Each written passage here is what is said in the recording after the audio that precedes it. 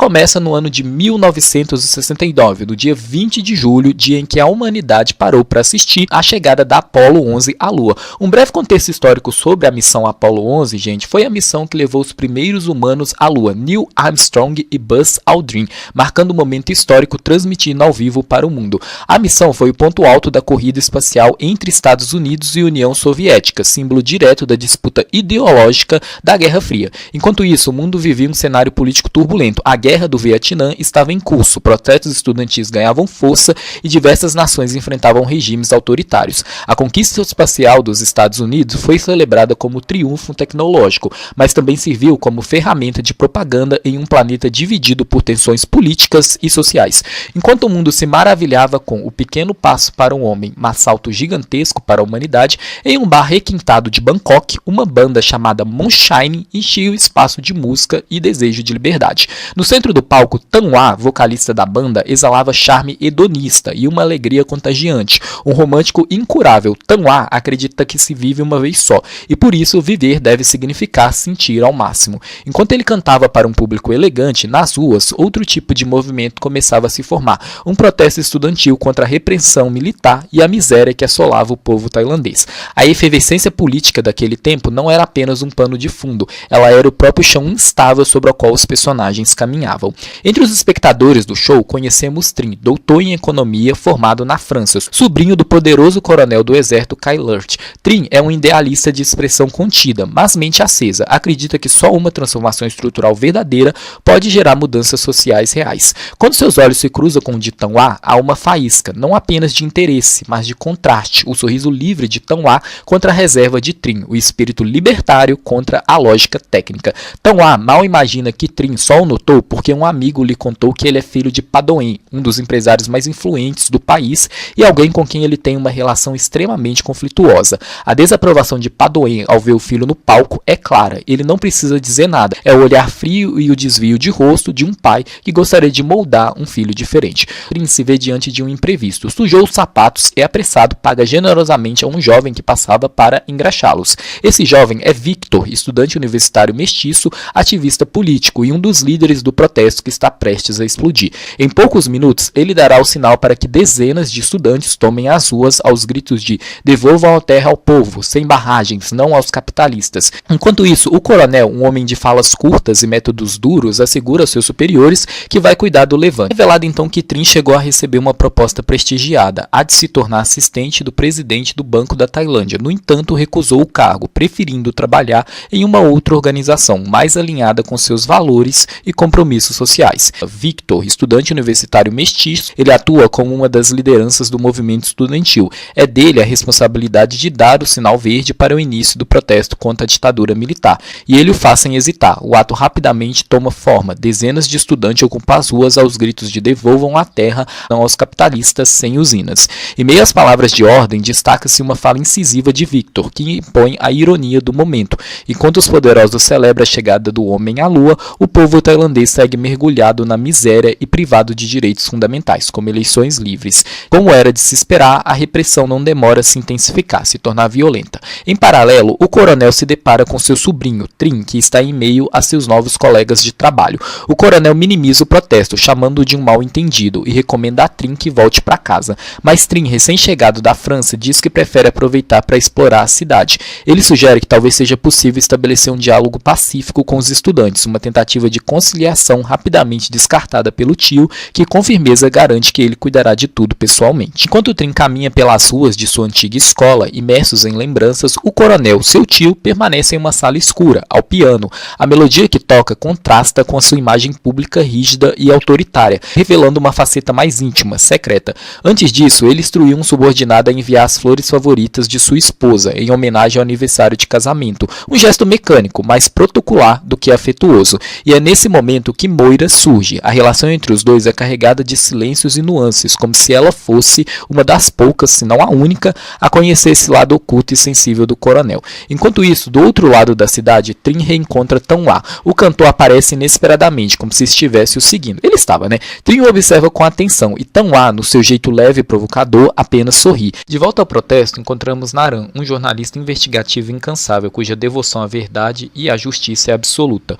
Com um olhar perspicaz e uma caneta câmera sempre à mão, ele registra cada detalhe do protesto, capturando imagens que podem se tornar provas cruciais. Seu compromisso em expor as injustiças o leva a adentrar a Sala Vermelha, onde revela pessoalmente as fotografias, como quem revela segredos ocultos. Há algo nele, talvez a postura, a determinação ou a familiaridade com os manifestantes, que sugere uma ligação mais profunda com o movimento. Seria ele apenas um observador imparcial ou alguém que de fato compartilha daquela causa? Já em casa, Trin encontra a tia sozinha e percebe a melancolia silenciosa que a envolve. Abandonada pelo coronel justamente no dia do casamento, ela carrega a dor com dignidade. Comovido, Trin decide jantar com ela. A troca entre os dois é afetuosa, com um tom quase maternal. A relação deles, construída na ausência do afeto conjugal dela, parece preencher-se com um cuidado familiar que vai além dos laços de sangue, mais próxima da ternura entre mãe e filho. Acontece então a reunião do coronel com Padoin, e ela é fria e calculada. O coronel não pede, impõe de um jeito polido e mascarado. Padoin percebe. O exército é dono da terra, da vontade e do destino. A assinatura no contrato da usina sela mais que o negócio, sela a submissão do capital ao poder amargo. Do outro lado da cidade, uma região muito mais simples e distante dos salões elegantes frequentados por Trin, somos apresentados à dura realidade de Victor, o jovem que, momentos antes, havia engraxado os sapatos de Trin e recebido sua ajuda para escapar da repressão policial. Sua mãe, uma mulher trabalhadora e carinhosa, comanda sozinho um pequeno negócio de comida, talvez um restaurante popular ou uma barraca de rua. É ela quem sustenta a casa com esforço cotidiano. O pai, por outro lado, é uma figura distante, autoritária, cuja presença parece ser mais impositiva do que afetuosa. Quando convoca para uma conversa, Victor obedece com relutância. Há ali uma tensão velada, quase medo. Em meio ao diálogo truncado, Victor comenta em tom sutil sobre a recorrência dos discursos fúnebres do pai. Um sinal claro de desgaste, de alguém que já foi mais vibrante e agora apenas sobrevive entre frustrações, álcool, silêncio e cigarro. Em paralelo, Trin se vê subitamente mergulhado em lembranças do passado enquanto fuma um cigarro, mais especificamente de sua vida na França e de seu antigo relacionamento com Claire. Como bolsista, ele sempre teve plena consciência dos limites e obrigações que lhe eram impostos, o que fazia com que mantivesse os pés no chão e o sonho sob controle. Quando Claire o pede em casamento, o gesto paralisa. Ele congela, sem saber como responder, porque já sabia, no fundo, que sua permanência ali nunca foi definitiva. Em outro flashback, vemos Claire se preparando para participar dos protestos de maio de 68. Trin, preocupado, tenta impedi-la, pedindo que ela não vá. Claire, decepcionada, o acusa de covardia e afirma que espera que um dia ele mude. Ela vai e o deixa para trás. Parece ser um ponto de ruptura, um momento decisivo em que Trin é confrontado não só com o fim de um relacionamento, mas também com a sua própria hesitação diante do mundo. Aquele episódio, ao que tudo indica, plantou a semente de algo novo dentro dele, talvez um desconforto, talvez um despertar político que só agora, de volta à Tailândia, começa a germinar. Disposto a mudar algo, Trin pede ao seu veterano Tanakon que o leve ao chefe para tentar propor um caminho de diálogo sobre os protestos estudantis, mas o que encontra é uma festa regrada a paradinhas, delírios e vaidades. Para ser ouvido, precisa se misturar. Tão-Á o ajuda, se aproxima, brinca e provoca. Um tipo de charme que oscila entre a filosofia de bar e o deboche existencial. A tensão entre os dois cresce. Trin, que parecia impenetrável, começa a ceder. Ele então se encontra com o diretor que, com um sorriso enigmático e um ar de autoridade disfarçado de humor, ouve a proposta de Trin e responde com uma promessa ambígua. Vai analisar o documento sim, mas o aconselha com sutileza ameaçadora a ter muito cuidado, porque se certas pessoas souberem o que ele anda fazendo, nem mesmo o fato dele ser sobrinho do poderoso coronel será suficiente para proteger a sua vida. O recado é claro, os poderosos podem fazer alguém desaparecer com a mesma facilidade com que servem um drink. Trin, tentando manter a compostura, responde com uma espécie de elogio disfarçado de adulação. Diz que escolheu falar com ele porque eu considero um homem íntegro, alguém de conduta impecável. Um puxador de saco estratégico? Talvez, mas o suficiente para que o diretor aceite interceder. Nesse momento, a atmosfera muda. A conversa formal se dissolve numa cantoria coletiva, algo que soa como um hino de resistência ou uma música popular de tom revolucionário, tado com a empolgação e álcool. É nesse clima caótico que Tão-Á se aproxima novamente de Trin, mas dessa vez, mais do que flertar, ele começa a jogar um jogo mais fino e mais perigoso. Combinando comentários intelectuais a observações absurdas, Tão-Á mistura charme espontâneo e deboche calculado. É um provocador carismático, ora ridículo, ora fascinante, que parece se mover livremente entre o sublime e o idiota, e é exatamente isso que prende o olhar de Trin. Tão-A brinca com as contradições, diz que já perdeu a conta de quantas vezes fugiu, não se importou, enquanto Trin o observa com uma mistura de curiosidade e desconcerto. Há entre eles uma tensão crescente, uma dança de opostos. Tão-A, caótico e apaixonado pela vida. Trin, contido e moldado por estrutura. Eles se apresentam um ao outro formalmente, mas é no não dito que o interesse acontece. Trin, aos poucos, se permite ceder. Quando aceita a famosa paradinha que Tão-A oferece, é como se abrisse uma fresta na sua armadura. A partir daí, os sorrisos se tornam mais fáceis, os olhares mais demorados. Um fio de conexão tênue, mas intenso, começa a ser tecido entre os dois. De volta à pista de dança, Trin e Tão-A, sob efeito da paradinha, se deixam levar. Um campo gravitacional invisível os aproxima e o beijo acontece. Um beijo hesitante, estranho,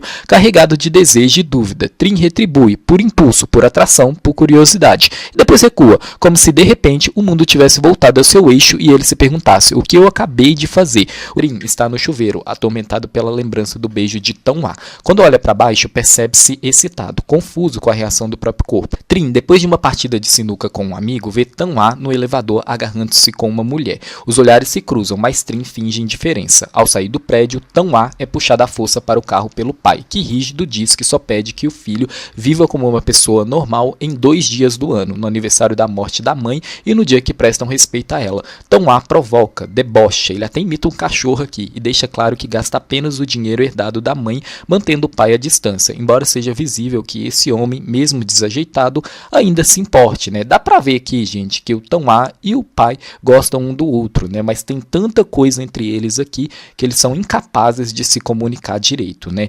Tão-A encontra Moira, sua amiga espirituosa e 3 vezes viúva, uma mulher tão afiada quanto charmosa. Entre risadas, bebidas e cumplicidade, os dois demonstram que sua amizade vai além de convenções. E aí o Victor bate a porta, gente, o Tão-A apaga ele ali, e depois o Victor fala que o Tão-A leva a sério aquele ditado que panela velha faz comida boa, gente. Bom, amigo de Trin arma o encontro dele com a sua prima. Trin, sem ânimo, cumprimenta a garota e vai embora, alegando precisar acordar cedo para trabalhar. Indo em direção à saída, vê Tão-A no palco e numa tentativa quase infantil de escapar, esconde o rosto com a pasta, mas Tão-A o persegue, exigindo saber por que Trin está fugindo dele. Trin nega, mas a verdade é que a presença de Tão-A o desarma, deixando-o nervoso, confuso e ao mesmo tempo estranhamente excitado. Na universidade, Trin inicia a aula. Victor, um aluno ativista, provoca um debate inflamado sobre as diferenças de classe, sobre Trin estudar no exterior e a indiferença dos poderosos com os mais pobres. Ele ataca Trin sem piedade, mas as palavras sobre como o povo precisa se manifestar para recuperar o poder ecoam no professor. Desde a morte de Claire, sua ex-namorada, em um protesto no ano anterior, Trin carrega uma culpa silenciosa por não estar lá ao lado dela. Abertura delicada. Tão-A, sozinha à noite, encara o lenço de papel que pegou de Trin. A música romântica ao fundo traduz o que ele não consegue conter. Está apaixonado e de maneira irreversível. Essa urgência o leva até o amigo do economista, em busca de como encontrá-lo. No dia seguinte, arma o reencontro na universidade, onde Trin dá aulas, e o Trin vê que o Tão-A é um veterano ali e uma pessoa extremamente popular, que conhece todo mundo, né? O economista, retraído e racional, insiste em fugir, mas Tão-A não aceita. Propõe um desafio. Se vencer, terão de retomar onde pararam, ou seja, do beijo. Trin concorda, mas impõe sua condição. A competição será na piscina. A cena é carregada de tensão. Tão-A trapaceia, força a intimidade e, embaixo d'água, chega perigosamente perto de beijá-lo. Trin entra em pânico, perde, mas retruca. Como houve trapaça, o acordo não vale. E ele fala isso sussurrando no ouvidinho de Tão-A, né? Trin, tamo de olho, hein? Só que Tão-A já conseguiu o que queria, a certeza de que há desejo também do outro lado. Ele cela com ironia e charme. Quando você sorri, fica uma gracinha, grita em francês. Enquanto Trin busca refúgio nos livros para tentar racionalizar sua atração, como se um tratado sobre a homossexualidade fosse capaz de decifrar o que ele sente ao lado de Tão-A, o militar, deitado ao lado da esposa, revive mentalmente o beijo com o jornalista. A fantasia é tamanha que, ao se entregar à esposa, vê apenas a imagem de Run. O beijo é furioso, carregado de desejo. Ele beija a esposa dele como ele nunca tinha beijado na vida dele. No entanto, o colapso vem rápido quando ela sugere para eles terem um filho. Ele foge com a desculpa de dor de cabeça. E já é claro que o desejo proibido evoluiu para algo maior. Na manhã seguinte, a esposa do coronel, cada vez mais inquieta, comenta que Run anda ousado demais em suas críticas e que talvez fosse hora de fazer alguma coisa, que se o pai dela estivesse ali, as coisas seriam diferentes. O coronel, no entanto, permanece imperturbável, responde apenas que o repórter está no direito de exercer o seu trabalho e garante que está tudo sob controle, como se o simples peso de sua autoridade fosse suficiente para manter o mundo em ordem. Pouco depois, Depois ele convida o sobrinho Trin para um passeio. É nesse momento que a série nos abre uma fresta para o passado do coronel. Nem sempre foi um homem abastardo, nem sempre viveu cercado de poder. Essa lembrança empresta ao personagem uma dimensão mais humana, daqui envolta em dureza. Trin aproveita a conversa para sugerir que eles poderiam mostrar ao povo que também trabalham em prol da comunidade. O coronel, pragmático como sempre, rebate: o exército precisa escolher a empresa mais capacitada, não a mais barata ou de baixa qualidade. O benefício do país deve vir em primeiro lugar. Nossa função é manter a paz e a ordem, e isso implica revelar ao povo apenas o que é necessário. Para o resto, a sociedade precisa confiar em nós. Trin ouve atentamente. Ele entende o raciocínio do tio, mas não consegue concordar por inteiro. O silêncio que fica entre eles diz muito sobre o abismo que separa o idealismo do jovem e o pragmatismo implacável do coronel. Mais tarde, Trin vai até o diretor de relações públicas, tentando pedir ajuda, mas o diretor fala para ele que eles não têm como fazer nada e que o Trin é idealista demais e que quando a realidade bater na cara dele, ele vai entender o porquê que as coisas são do jeito que são. Então, o Tão-A o arranca da rigidez. A cena na chuva é um respiro quase cinematográfico. Os dois correm, se molham, flertam e se olham como se o mundo pudesse parar ali. Tão-A aponta: desde que você está comigo, não parou de sorrir, e oferece mais do que romance, liberdade. Você precisa gostar das coisas por você mesmo, não porque mandam você gostar. Tão-A ainda cutuca Trin com uma provocação sutil. Diz que ninguém deveria se limitar a um único gênero musical. É claro que a metáfora vai além, fala sobre eles serem homens, sobre o desejo que os aproxima, mas a analogia é elegante, bem construída e cai como uma luva para o momento. O origami em forma de coração que Tão-A deu a ele com a frase "momento, pós-momentos vira eternidade" sela o gesto. No campo político, Victor se revela ainda mais complexo. Em uma conversa íntima com os amigos e o pai, descobrimos que seu pai é soviético, vivendo ilegalmente na Tailândia e autor de um manifesto contra a União Soviética. Run e os alunos o convencem a publicar, acreditando que os Estados Unidos dariam suporte. O dilema é real e Victor, ao lado de Trin, revela outra camada. Diferente dos ricos que conheceu, o economista parece de fato se importar. Encara-o com argumentos sólidos. Eles passam quase o dia juntos. Disputa, no entanto, não é apenas ideológica. Quando Tão-A reaparece e percebe os olhares entre Trin e Victor, não hesita. Puxa o economista para si e lança com firmeza: calminha aí, Nonk, quando o Trin se afasta. O ciúme parece que já entrou em cena e o triângulo está se desenhando. Durante o show de Tão-A não para de olhar para o Trin, que olha de volta, Os dois estão flertando aqui com os olhos e o Victor parece que percebeu isso. A narrativa abre em um flashback devastador. O pequeno Tão-A, em um dos dias mais felizes de sua vida, brinca na praia ao lado da mãe. O riso dela, o sol refletido na água, o gesto de girar o filho nos braços, um instante de luz pura. Só que, quando a noite cai, a felicidade vira trauma. O corpo da mãe é encontrado sem vida, levado pela maré. Adulto, Tão-A acorda dessas memórias dolorosas, enxuga as lágrimas e acende uma paradinha. Um gesto pequeno que diz muito. Ele precisa entorpecer para suportar. Já na universidade, Tão-A decide se aproximar de Trin, sempre com seu jeito ousado. Victor observa, encantado e desconfiado. Em um truque debochado, Tão-A derruba um lápis no chão. Quando Trin se abaixa, rouba-lhe um beijo na bochecha. Victor, também curvado, testemunha a cena com olhos arregalados. A surpresa de quem percebe está atrasado na corrida. Tão-A, claro, não perde tempo. Chega com a moto e Trin sobe sem pensar duas vezes. Entre sorrisos falsos e dedos do meio fica marcado: o território de Trin é de Tão-A. Os dois passam o dia juntos e Tão-A consegue convencer Trin a abraçar sua cintura na moto. Desta vez, Trin não usa a pasta como barreira, como havia feito antes. Usa como apoio, como aproximação. O coração já está entregando respostas que a razão ainda nega. Mais tarde, Tão-A leva Trin a uma festa de luto, entre aspas, pela saída de John Lennon dos Beatles. A melancolia inicial logo vira libertação. Dança, beijos, cigarrinhos, paradinhas, tudo pulsando. Com um amigo dá o alerta: Trin não tira os olhos de Tão-A, mas precisa saber no que está se metendo. Tão-A é libertino, vive no limite, não se prende a nada, está à deriva. A pergunta é: Trin estaria pronto para alguém assim? Então o peso do mundo real invade a trama. Em manifestações estudantis, Trin usa sua influência para proteger a repressão policial. Victor, cada vez mais próximo, convida para ver o nascer do sol. Ele pede para chamá-lo de Pi e Trin consente, gesto que revela intimidade crescente. A cada minuto ao lado de Trin, Victor se encanta mais. Ele não é o aristocrata frio que esperava, mas alguém justo, humano. Mas Tão-A não deixa espaço. Ele invade uma reunião do governo só para provocar Trin, jogando pedras na janela, inventando desculpas para vê-lo. À noite, os dois estão em um bar e Victor tenta fazer ciúmes em Tom A, dizendo que ele passou a noite com Trin. Tom A tenta não deixar aquilo atingir ele, mas acaba atingindo porque ele fica com ciúmes. Tanto é que no dia seguinte ele vai até o Trin aqui, atrapalhando os planos do Victor com o Trin. O Trin pede para conversar em particular com o Tom A, pergunta por que é que ele tá ali, o que é que eles são. O Tom A responde que eles são apenas bons amigos e o Trin fala para ele que bons amigos não ficam se beijando e para o Tom A parar de brincar com os sentimentos dele. Ele então segue viagem ali com o Victor e seus alunos, onde eles conversam com o chefe da aldeia em relação à construção da usina e eles vão decidir o que eles vão fazer depois, né? O chefe da aldeia ainda não tomou a sua decisão.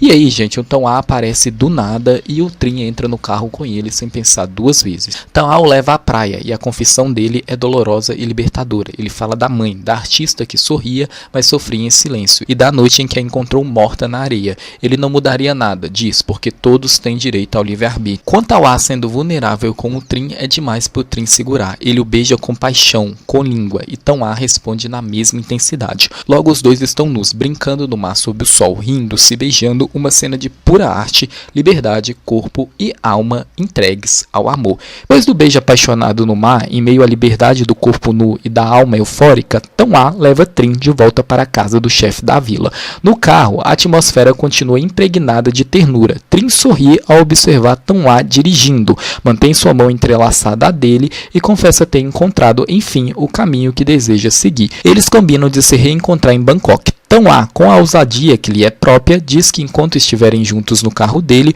o beijará por todo o trajeto. Como símbolo desse pacto íntimo, entrega a Trin um origami em forma de estrela. Confessa estar viciado em seu cheiro e pede o lenço de volta. Trin entrega e é incapaz de conter o coração e o beija longamente, beijo que Tom A devolve com igual paixão. No Clube de Moura, durante um evento aí para anunciar a Miss Universo que vai concorrer pela Tailândia, Tom A sobe ao palco para tocar, enquanto Trin o observa. Os olhares entre eles são flechas silenciosas, mas a harmonia se rompe com a chegada do pai de Tom A. Ele doa generosamente ao clube, mas detesta ver o filho exposto em plena performance. Primeiro tenta ignorar, depois irrita-se, manda que o som seja reduzido. Tom A não obedece, então ordena que parem a música. Victor, cúmplice, desconecta o cabo da guitarra. Tom A reage com provocação, diz que o pai quer controlar tudo, até o som, recebe um tapa no rosto, mantém o deboche, recebe outro, até que Trin, não suportando mais, intervém. O coronel aparece a tempo de encerrar a cena, desculpando-se pelo sobrinho. Mais tarde, Tom A pede a Trin que não faça isso outra vez. Diz que, com ele, o máximo que o pai fará é bater até cansar, mas contra um estranho poderia ser pior. Aconselho a manter distância, saindo sorrindo como se fosse apenas mais um a gente se vê por aí. Enquanto Victor insiste em se aproximar de Trin, cozinhando para ele e até arriscando frases em francês, o professor não retribui além da educação. O coração de Trin já tem dono e mesmo distante, Tom A pensa nele, tanto que, numa decisão impetuosa, pula o muro da casa do coronel, só para tentar vê-lo. Por pouco não leva um tiro, mas Trin não está lá, viajou para a casa da família em outra província. Tom A o segue até lá e é recebido com humor. Provoca um Trin chamando de Tid, apelido de infância quando diziam que sua ferramenta era pequena demais. A cena se transforma em intimidade. Trin faz Tom A vestir um cropped, ideia de Apo nos bastidores, que Maio como sempre aceitou para agradá-lo. Entre brincadeiras e provocações, os dois deitam lado a lado. Tom A, incapaz de conter o desejo, começa a seduzi-lo. Trin o interrompe, mas logo segura sua mão, eles dormem juntos. No dia seguinte, misturando açúcar na cozinha, Trin pergunta o que nós somos, namorados? Tom A, descontraído, responde que não precisam de rótulos, mas se ele quiser chamá-los de namorados, pode. Trin retruca, namorados estão presentes nos fardos, não só na alegria e no sexo, e acusa Tom A de sumir quando ele precisa dele, de dizer apenas a gente se vê por aí. O músico tenta justificar, não queria despejar sua dor em Trin, já que ele tem uma família amorosa e não entenderia. Mas Trin insiste, se for seu sofrimento, eu aguento. Ele quer partilhar, não apenas momentos felizes. O confronto se intensifica. Trin diz que no amor divide-se tanta tristeza quanto a alegria, mas Tom A, mais uma vez, o deixa para trás. Longe de Trin, sufocado pela culpa e pela ausência, Tão-A se refugia em velhos hábitos, álcool e paradinhas. Volta para casa do pai sob o pretexto de buscar um violão antigo, mas o motivo é outro. Preocupação. Encontra o homem acariciando uma foto dele e da mãe. Pela primeira vez, o pai até chega a elogiar a música dele, gente, e depois ele ainda elogia a loja de Tão-A, né? Então o pai do Tão-A aqui deixando claro do jeito dele que ele quer fazer as pazes com o filho, né? Enquanto isso, Victor arrasta Trin para reuniões de estudantes. É acusado de traidor, mas assume publicamente que gosta de homens. Tio-A se surpreende, mas não discrimina. Há briga, socos. Depois, Victor tenta seduzir Trin. Cada vez que o professor se vira, ele tira uma peça de roupa, declara amor, tenta beijá-lo. Trin o rejeita com elegância, sem dizer nada, apenas veste ele novamente e, é claro, generosidade não é sinônimo de amor. Victor aceita a derrota, mas promete tornar-se digno dele. Trin então deixa claro que Victor é bom o bastante, mas o seu coração nunca irá pertencer a ele. No protesto, a violência explode. Trin, tomado por lembranças de quando perdeu a noiva na França, corre para o caos, encontra Victor sendo espancado e o salva. Os dois se escondem. Victor tenta beijá-lo outra vez. A recusa de Trin é inabalável. Depois, ao voltar para casa, Victor enfrenta a própria família. Confessa a Nut que não adianta insistir, ele não gosta de mulheres. Trin, em contrapartida, encontra Tão-A e desmorona em lágrimas. O trauma retorna com força. Tão-A o acolhe, segura-o com doçura. Trin revela seus ataques de pânico, seu peso silencioso. Pela primeira vez, Tão-A conhece as dores profundas do outro. À noite, fumam juntos. Tão-A, vulnerável, diz que todo mundo vai embora no fim, mas que está feliz porque Trin guarda seus origamis. Confessa que os fez pensando nele, porque ele é precioso. Trin, em troca, toca trompete, algo que não fazia há muito tempo. É o sinal de que se sente segura ao lado dele, explica que a música nasceu de um vazio irreversível, um consolo estranho. Tão-A acaricia seus cabelos, promete ficar com ele todos os dias. O beija, Trin corresponde, o desejo os engole, as roupas se perdem, as mãos se exploram, apertando nádegas, os lábios se encontram sem trégua. Pela primeira vez, fazem amor. Trin penetra Tão-A, a entrega é absoluta, inesquecível. Naran anuncia a Victor e sua família que conseguiu bolsa para os Estados Unidos. O livro do pai será publicado. A mudança é também por segurança. A União Soviética pode retaliar. Enquanto isso, Trin e Tão-A vivem como se o tempo fosse deles. Pintam juntos a loja de discos, compartilham refeições, fazem amor nos intervalos entre compromissos, mas o plano do general avança, eliminar o protesto de dentro. O pai de Tão-A pede que ele prometa não se envolver. Tão-A tenta, em vão, dissuadir Victor. O coronel, ciente do perigo, inventa um documento para afastar Trin, mas Tão-A surge com outro plano, levá-lo à loja de música. O coronel, percebendo que Trin e Tão-A são mais do que amigos e querendo que o sobrinho seja feliz, viva a vida que ele não pode, permite com que ele vá junto com Tão-A. Para Trin, o encontro é romântico, para Tão-A é culpa, não aguenta mais e revela a verdade. Só que é tarde. Após o discurso, Victor é arrastado por um militar e morto a sangue frio. Trin corre, tenta acordá-lo, mas o tio confirma, ele se foi.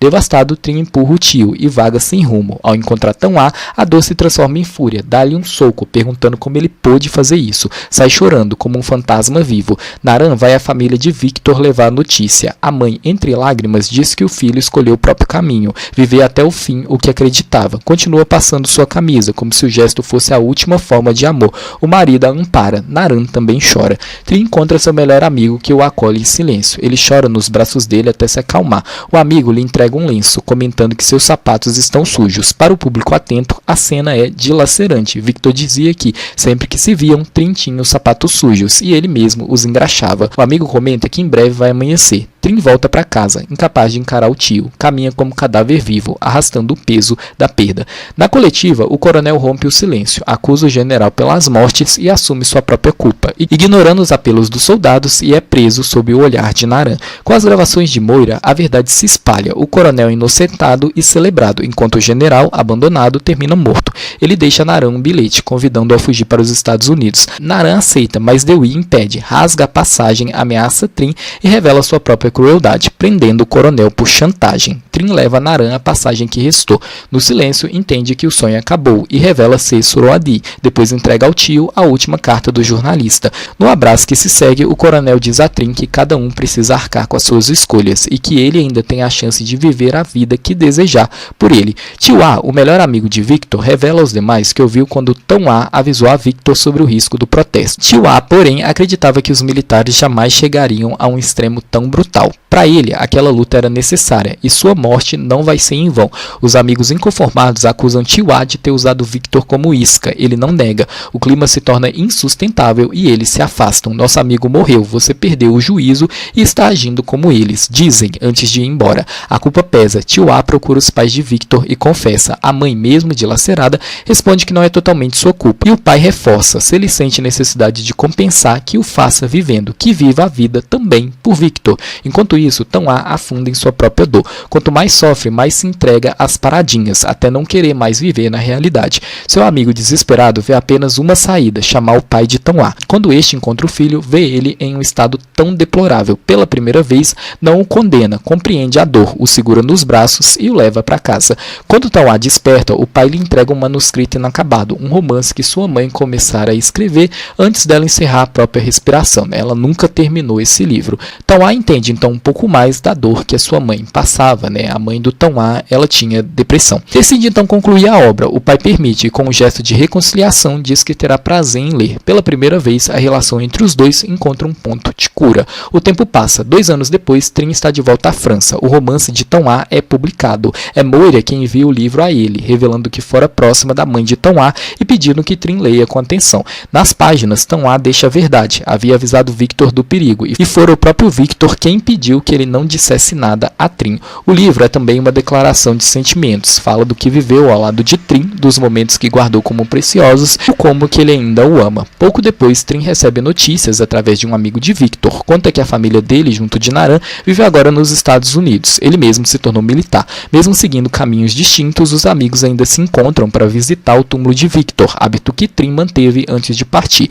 e que Tão-A também repetiu quando teve coragem de enfrentar a perda. Ao terminar o livro, Trin sente a urgência de reencontrar Tão-A. Liga, mas não obtém resposta. Decide então comprar uma passagem de volta para a Tailândia, mas o destino age de outra forma. Inesperadamente, Tão-A surge diante dele, às margens do rio em cena, próximos à Torre Eiffel, ou Eiffel, não sei como vocês gostam de chamar aí. Há ainda atrito, mágoas mal cicatrizadas, mas ali no silêncio do olhar, eles encontram resolução, porque todas as palavras que Tão-A precisava dizer já estavam escritas. Trin então faz o gesto mais simples e mais poderoso. Se apresenta novamente, como se tudo pudesse começar de novo. E Tão-A aceita entrar nesse recomeço. O beijo acontece, vindo de Trin, carregado de um amor que sobreviveu ao tempo, à dor e à distância. A narrativa avança, saímos de 1971 e chegamos a 2025. Estamos em Hua Hin, cidade natal de Apo, para quem não sabe, e vemos 2 homens já velhos, vivendo juntos, legalmente casados, partilhando a vida, o Trin vivendo a vida que seu tio não pôde. É o final feliz. A vida nunca diz que existe outro lado da lua, mas atravessar para esse lado sozinho é a mais pura beleza de viver. Às vezes, a ousadia de arriscar nos traz a felicidade mais inesperada, e isso é a vida.